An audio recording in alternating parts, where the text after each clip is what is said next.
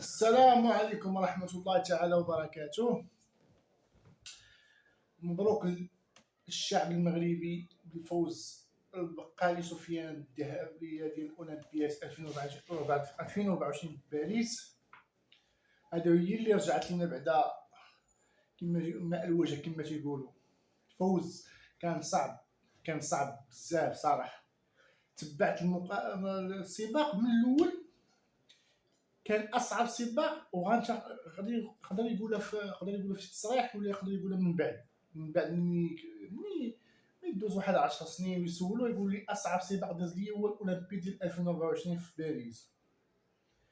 كانوا داخلين ديك العدائيين ديال كينيا تنظن انه اثيوبي، كانوا داخلين بواحد الخطه دوروه ديك ثلاثه دوروه، كانوا خلي الطراجي ديالو سادين عليه الطراجي ومضيقينه.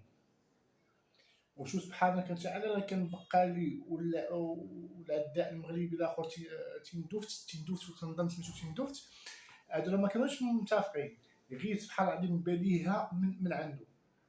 شاف بقالي في الجدورات الاولى والثالثه مضايق، عرفتي كون ما دارش ديك انطلاقه كان بقالي ما غيقدر يتعثر في هذا السباق هذا. بالحنكه ديال داك العداء اش دار؟ صرح بحال قلتي بحال كنقولوا جر ليه هذوك جر ليه طريق مسدوده على البقالي، دار عليه واحد الحصان ما كيخليوش يزيد. راح حتى واحد الوقيته في الدوره الرابعه ومع الخامسه بقى يتراجع بالمركز السابع، كان هو المركز كانوا ثلاثه، كان هو الخامس، وبقى غادي متبع السباق بشويه بعينه شويه، ولا في المركز السابع مع الثامن بالضبط. السباق اللي رجعت واللي غتفهموش من اللقطه غادي ندير، حيت ما كنديرش المونتاج في الفيديو.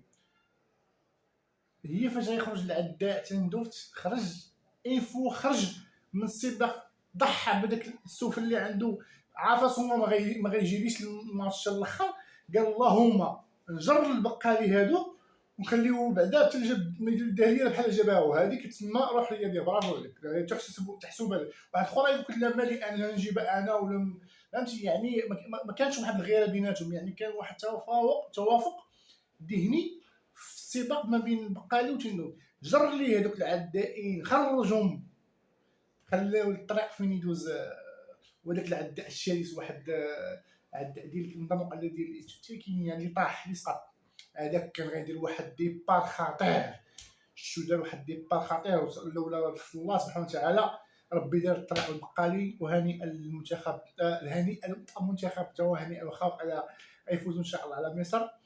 خرجت سبقات لي من فمي. وهنيئا للشعب المغربي بالميداليه الذهبيه الاولمبيه الاولى. كنتمناو مزيد من الحظ بالميداليات وحظ موفق للمنتخب الاولمبي.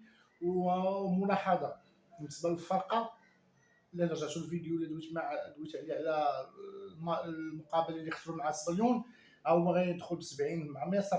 هو ما عارفاش، هو غيدخل ب70 وغتشوفوا النتيجه مع مصر مفاجاه. كون دارها ونطبق نفس الخطه مع سبليون عندي احساس ان غنربحوا مصر. ياك مصر كانت فرق قوي، وتشوفوا كيفاش تعامل مع الفريق الفرنسي، بقى صعوبه الفوز عليه، وغنفوزوا عليهم بسهوله الا دخل ب70 ومردو زامي ضرب 30 زائد 30 هي 100. وحد موفق للجميع. كنشكركم، ما تنساوش الاشتراك في القناه ولايك وتخلونا شي كومونتير. والسلام عليكم ورحمه الله تعالى وبركاته.